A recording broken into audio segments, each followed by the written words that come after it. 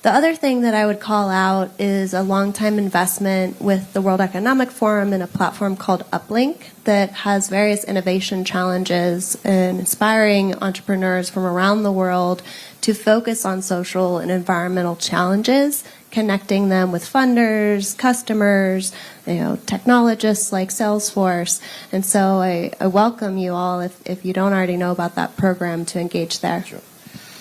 Suman Sinha, CEO and founder Renew, a company which is almost synonymous with India's shift to cleaner technology when it comes to energy. The work that Renew does is remarkable at not just the India scale, but at the global scale.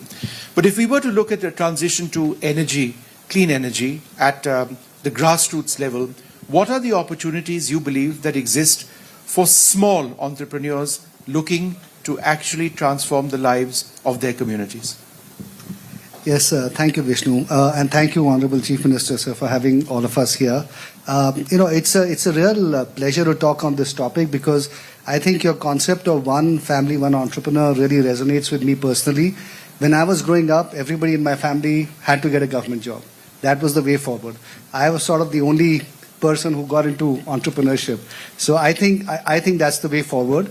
Unfortunately, in India, a lot of people still feel that getting a government job is what they have to aspire to.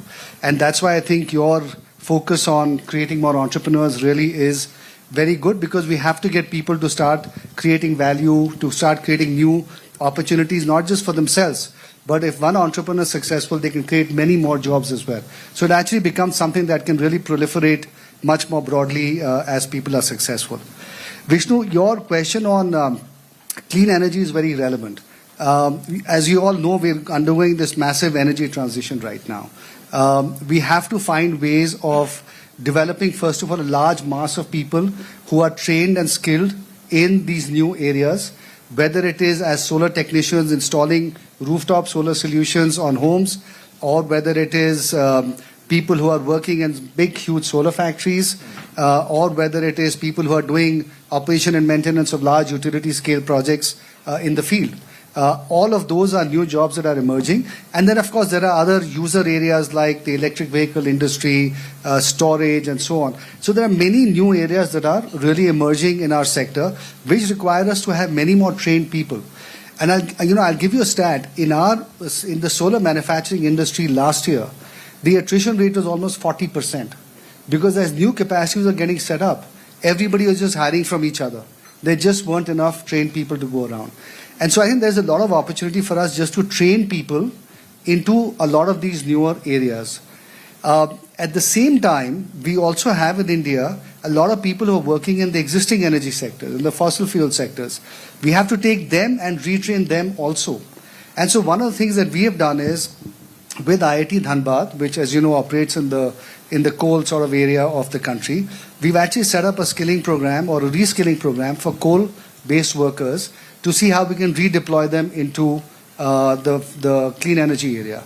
Similarly, we've also set up a program to train salt pan workers, mostly women, in Gujarat, and again train them as to become solar technicians.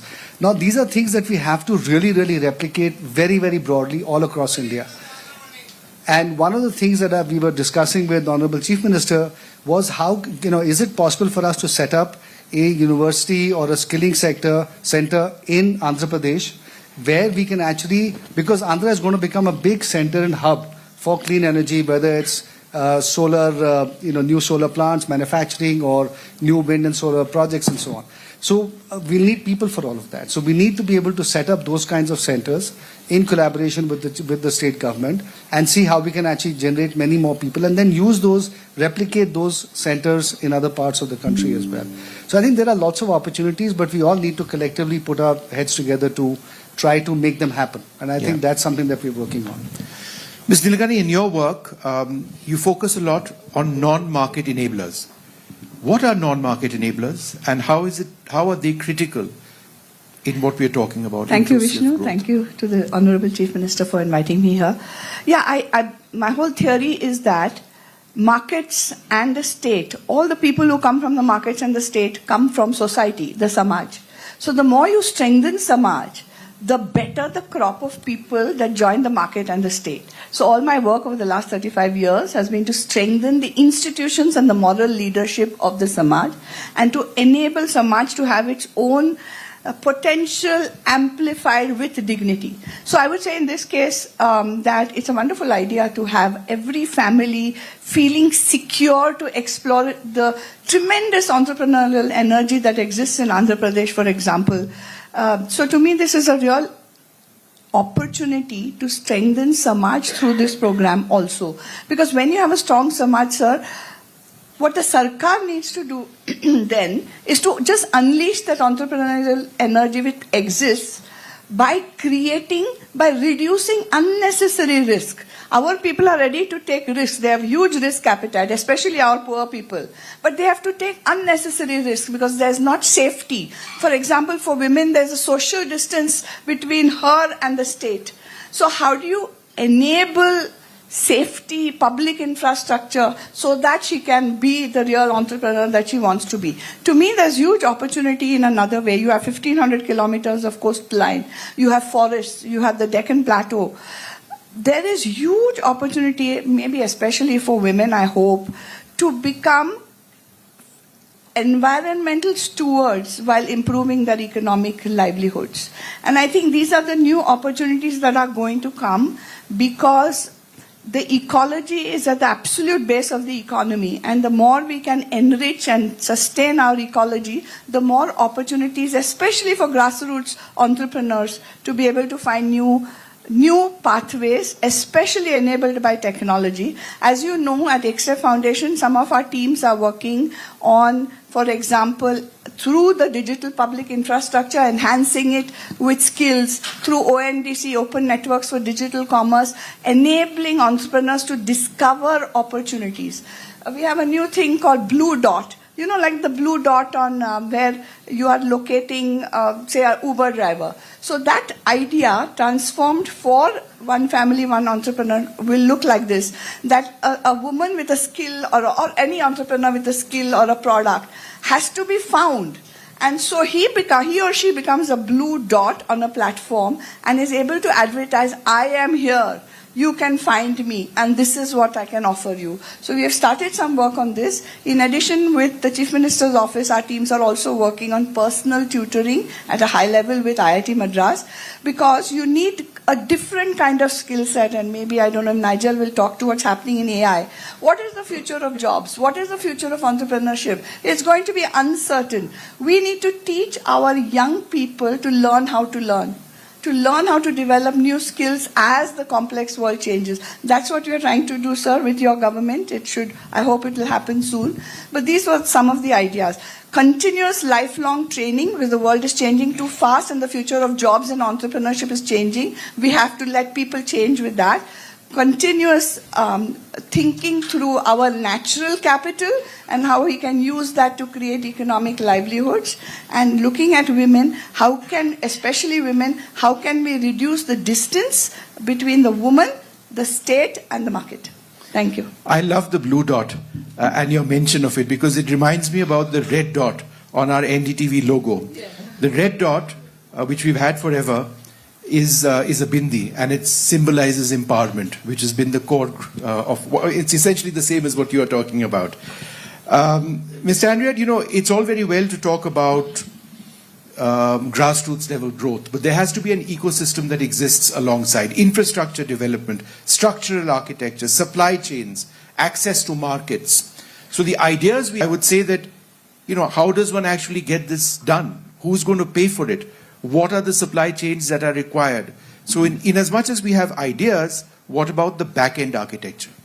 Yeah, thank you.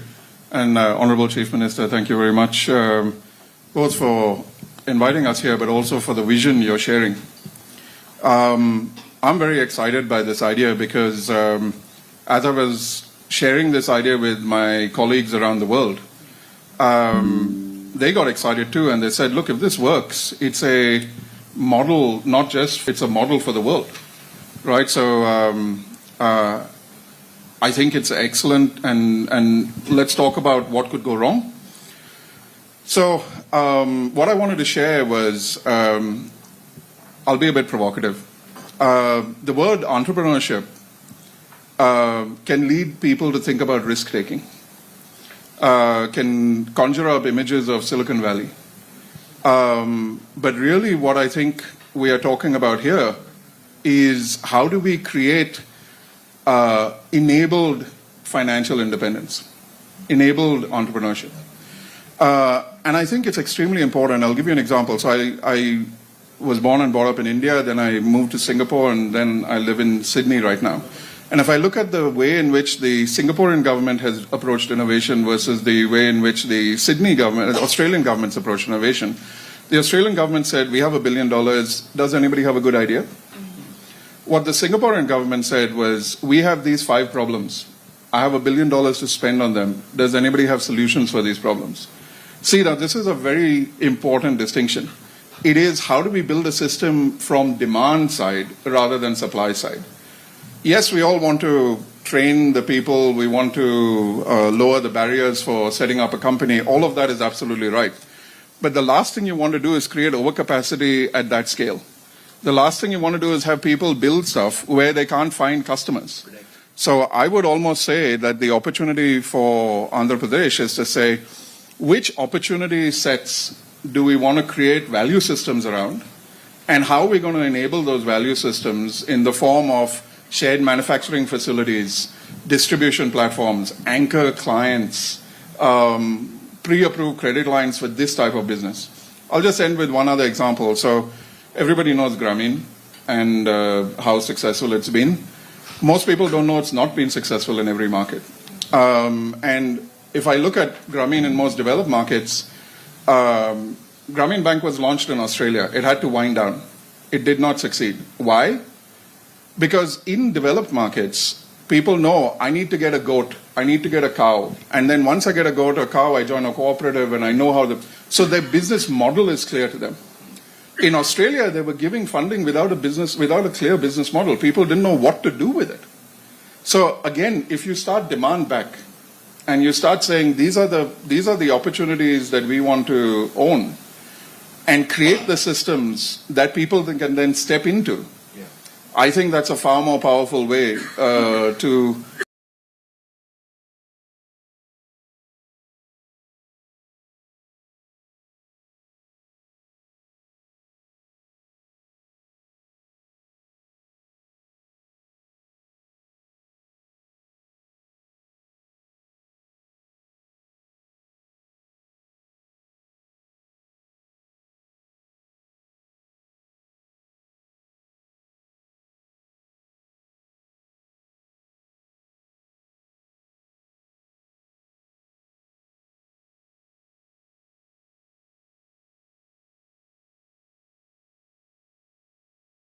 what we're calling one family, one entrepreneur, what I'm reading as one family, every family financial independence.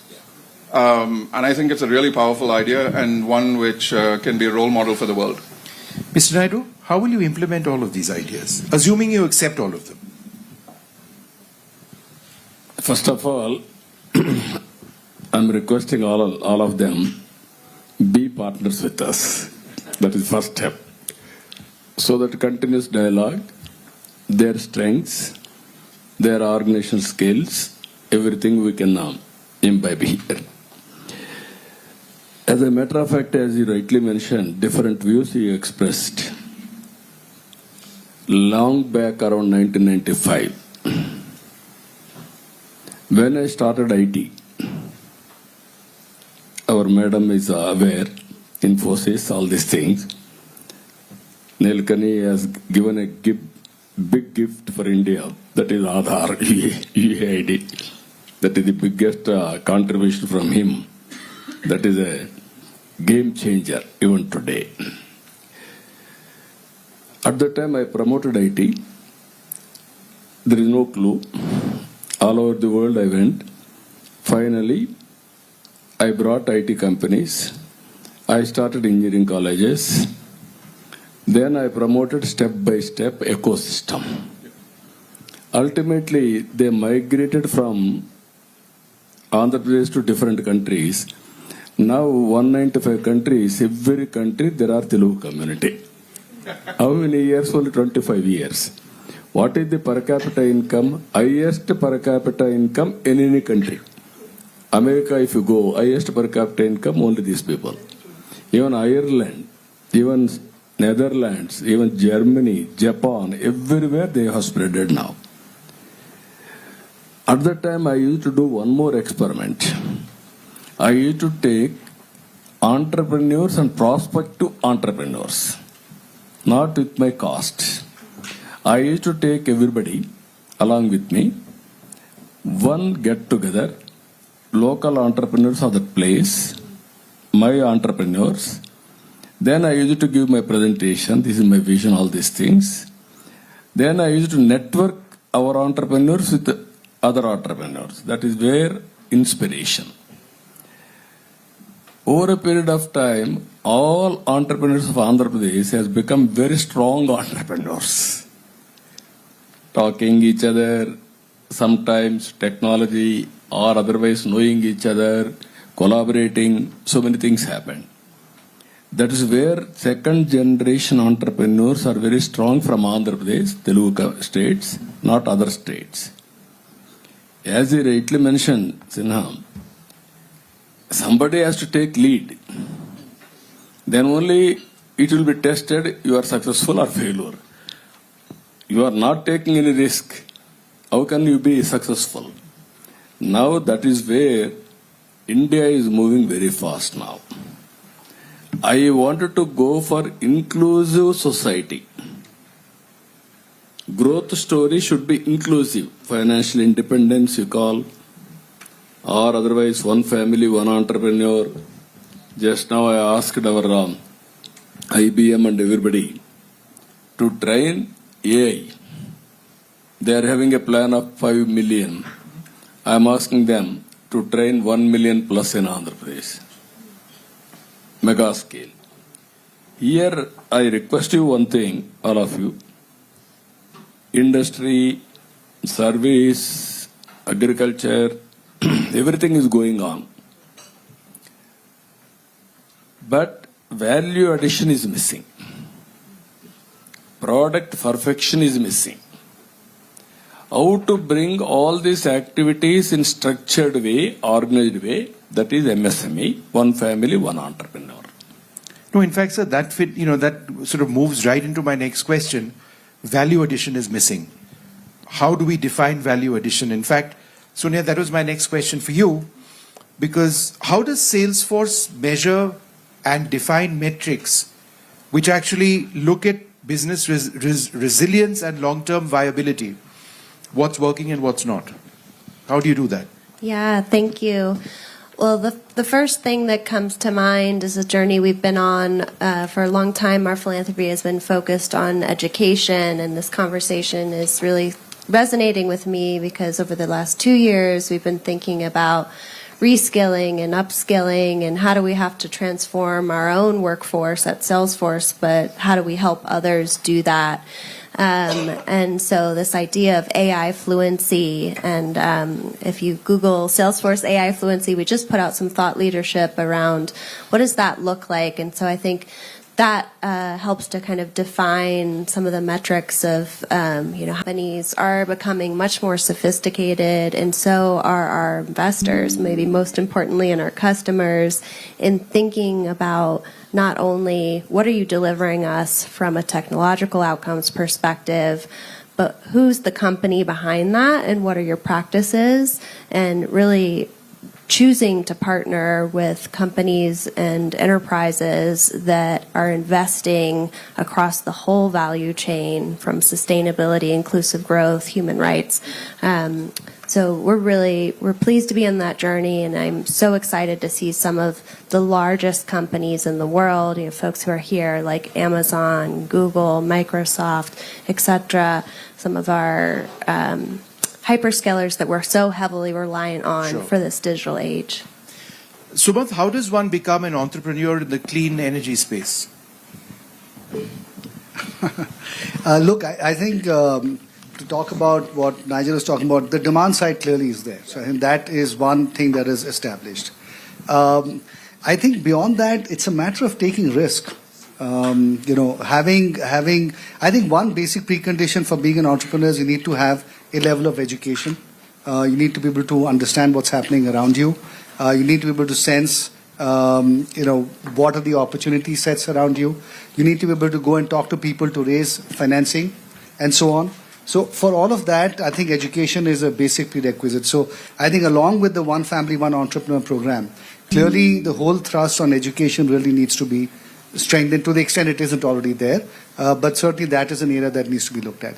I think the other important thing is, risk-taking in India so far has not really been a very positive thing. Everybody has been very risk-averse in general, certainly in northern India, where I grew up, perhaps not so much in Andhra. But risk-taking is something that we need to encourage. We need to make examples of people who've tried again and been successful to prove the fact that taking risk and not succeeding there's nothing wrong with that, right? So take the stigma away from being an entrepreneur and not being successful, because not everybody is successful. The reality is that a lot of entrepreneurs do not end up being successful. So I think the basic prerequisites of being an entrepreneur need to be fostered. Financing also, as I said, needs to be there. And then clean energy or any other sector for that matter, I think it doesn't matter. As long as you can sense what the opportunity is and are willing to take the risk of jumping out and taking advantage of it. I think that's the fundamental fact. Ms. Nilagani, when we speak about women's empowerment, it sometimes happens independent of where the power center lies in a deeply patriarchal society that we sort of live in. So my question is, when it comes to decision-making power, when it comes to asset ownership, and not just being treated as supplementary income in a household defined by men, how do you actually change mindsets? I think mindsets are changing. It's slower than we would like, but it's definitely changing. I think, women are in India and globally staying longer in education than men. This has changed just in the last 15 years. So also they can better see, thanks to much enabling state policy, I can only talk about India, both at the state level and at the union government level, there's been tremendous enabling policy for women. The self-help groups are just one of many, many examples. So I think in that sense, a woman who can bring economic dignity to her home automatically has a better voice. There are some exceptions, but so we do want the economic empowerment that Chris was also talking about, and which is one of their big flagship programs at the Gates Foundation. I just want to say one thing more here, that we know, as Sumant also just said, that 1 in 10 entrepreneurs usually succeed. We don't want with this program to set up 9 to fail without some kind of safety net. In the West, the free markets, they talk about free markets, but they have tremendous safety nets for their entrepreneurs. How can you imagine? So if I'm a young entrepreneur, say coming into the renewable energy sector, and I want to bring money into the family, I want dignity, I may fail the first time. How will I have the courage to go to the second time like other entrepreneurial societies do? It's because there's a societal and a state safety net that you can rely on. So I think designing that safety net so that the 9 who may not succeed will be tempted to either go back or find, because of their experience, an opportunity maybe to get a job with the 10th successful entrepreneur. Because you need to see that upward mobility pathway, whether it's a woman or a man. So just a small caution on this, that in addition to one family, one entrepreneur, we need to define the safety nets so that, yes, there is risk appetite, but you don't have to take unnecessary risk, which will completely drop you off the deep end. Yeah. Mr. Anurad, final question to you before I come back to the Chief Minister. Regulatory frameworks also need to move to ensure that what we are talking about is a real enabler. And I'll give you a small example. I have a very, very small little business of my own, which my wife and I run in our part-time. It's in one of our hill states. And then we've come across regulation in that hill state which says that if you aren't a resident of that hill state, then you can't have this particular type of business. Despite the fact that I actually employ 2 or 3 people. And that really hurts. A small-time business person like me, I mean, it's not my primary job. But therefore, the question to you, I think, is important, that frameworks need to be the ultimate enablers. So if we're talking about grassroots and Andhra Pradesh, and perhaps India at a larger level, what's missing? Yeah. So if you look at the ingredients, there are several ingredients, but there is identity and trust. There is the ability to start and run a business, the ability to make secure payments and get credit. All of these are trust-building frameworks. Right now, even I looked at the various states in Australia and the rate tables. One of the things, because Australia is a Commonwealth construct, every state has its own regulations. So if you operate between the states, it's actually very complicated. I know in the Indian context, setting up, because of some of my clients in the retail space, setting up a retail store has 40 approvals. So you can't expect people who are trying to keep their families going to go through that sort of opportunity. So the single window concept, the ability to leverage Aadhaar and the other concepts in order to streamline setting up. I think the way it's been characterized is people treat these small businesses as, they're not just large businesses, but just at a smaller size. Sure. They can't handle that level of complexity, right? So we almost need to have contextual-based risk policies, right, which basically recognize what could go wrong if something happens here, and maybe we don't need to put all of that in place. So the policy structures are absolutely important. I would say at both ends of the business, I would call out, 1, at the start of the business, and 2, the safe harbor clauses and the sandboxes that we create for failure. That doesn't create a moral hazard for people to take unnecessary risks. So if I were to design it, I would design it at those 2 ends as critical regulatory policies to put in place. Final word to you, sir. Lots of ideas over here, lots of hopes, certainly in Andhra Pradesh. How would you, in a sense, summarize the opportunities? Now, I'm very happy to hear so many opinions and also how to plan further. I'm exploring some ideas with the audience also and friends also here. Safety net is a must. We have to create how to create that safety net. One is we are having an impression out of 10, 9 will fail. First of all, we have to make it how to success rate is more. Yeah. That is number 1. That is where we are working, Ratan Tata Innovation Hub.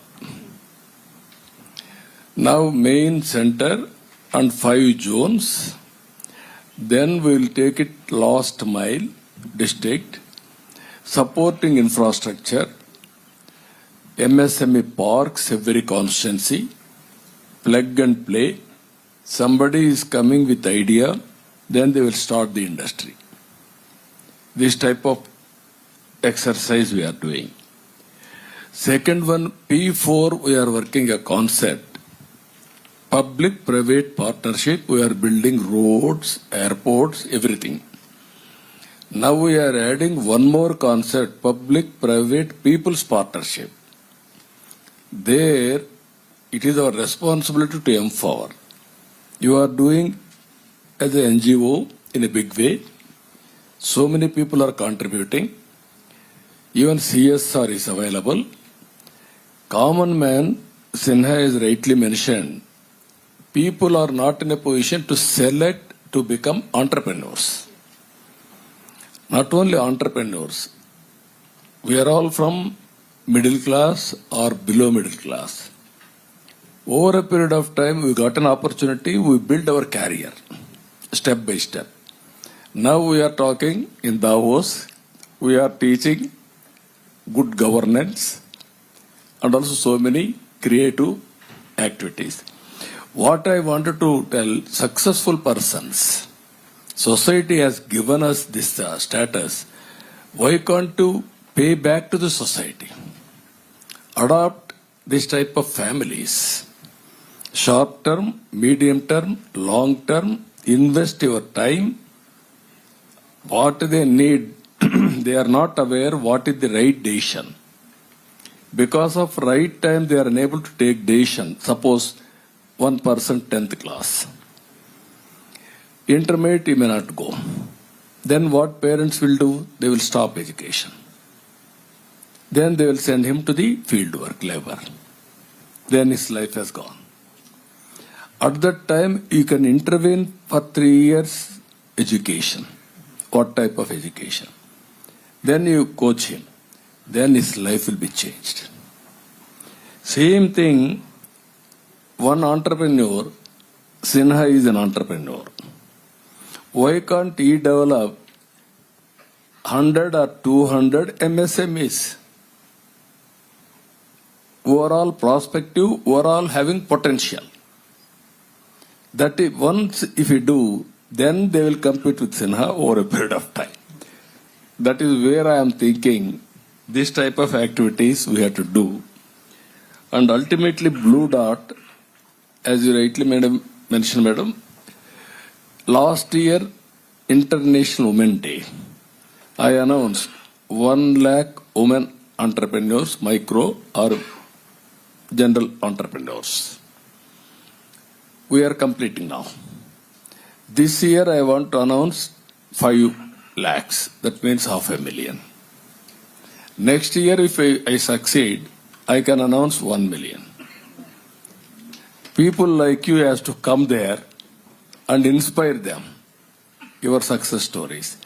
This is where success will bring kick, then there will be more success. That is where I am doing this exercise. I am very happy all of you has given, even on the floor, you are having any doubts you can ask or you can give some ideas. We will adopt it, we will take to the logical. Why don't you speak a bit loudly? And Mike.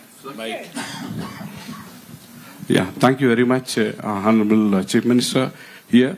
And I am really like the concept of family and one entrepreneur, and it's connecting to my personal life, where I started my career in 1998, and I was very much impressed about your initiations. And I started with 2,000 rupees salary, and when I was 18 years. So now I'm becoming an entrepreneur and given opportunity for almost 150 people. And we are working across the globe, and US and Europe and the UAE market, working with a smart government initiative. What I'm seeing is like the kind of initiatives you are taking now, it's really putting the foundation for the next 10 years. And I want to see even from the AP government or AP, like next generation Google, next generation Microsoft, or even so big what's your companies. question, specifically, your question? Yeah, my question is, we need, even the entrepreneurs are there, but succeeding that entrepreneurs is also very important, and also scaling that into a global market where it can give an opportunity to becoming a next generation organizations actually. So we need government support and also the organizations in industry Okay, and economic. I think I get what you're saying. Would you like to briefly answer that question? The backing of the government Yeah, to yeah. ensure there is success. No, this is not only backing, we are taking ownership. Mentoring, encouraging, nurturing, bringing that ecosystem, everything we'll do. One example I'm giving you. We are having 40 lakh Telugu community migrated from Andhra Pradesh to different countries. Now I am asking, wife and husband are employees. One has to start business. If you succeed, other will join. That is how we are promoting outside also this type of entrepreneurs. As you rightly mentioned, this is the exercise I am doing. Brand, how to promote. Every small brand may not have valid. How to bring common brand for all these people. Dhakra women, common brand, common marketing, Absolutely. product perfection. So that I can make it then easily to market, networking, global markets. And also brand is very strong. Then automatically I can put it all channels. Absolutely. Retail channels. Okay, everything. could you just pass the mic over here to this gentleman if you don't mind? Thank you so much. Just ask a question, please. Yes. Because I will be just reading Short the time. question. Honorable Chief Minister and all the dignitaries, good afternoon and welcome to Davos 2026. Myself, I'm Imtiaz Khalsaka, an Indian born. I'm an entrepreneur in Dubai and this is our company 50 years. We have been operating in UAE, Dubai. I will come back to the question because it's related to the foreign Go ahead with the investment. question, sir. Yeah. The question is here, we are running a company in Dubai with more than 5,000 employees and we have a global partners around 250 countries across the globe. Being a foreign investor, I would like to know how Andhra Pradesh can help a foreign investor to have a one-shop window like I'm getting and enjoying in Dubai. Same thing we are working, speed of doing business, earlier ease of doing business. As you rightly mentioned, how to do single window. Aadhaar authentication. You need not go to any office. You will get all permissions automatically. Same thing, if you can come, we will work it out. All clearances across the table, immediately we are clearing. Thank you very much, sir. Okay, one or two other Hassle questions. free, happily you can do business. You will be our guest. I will keep everything real time, even land, everything. No trouble for you. Thank you very much, sir. Okay, I'm sorry, we've completely out of time. And I'm sure there are many more questions. I'm sure the government would be very happy to answer them.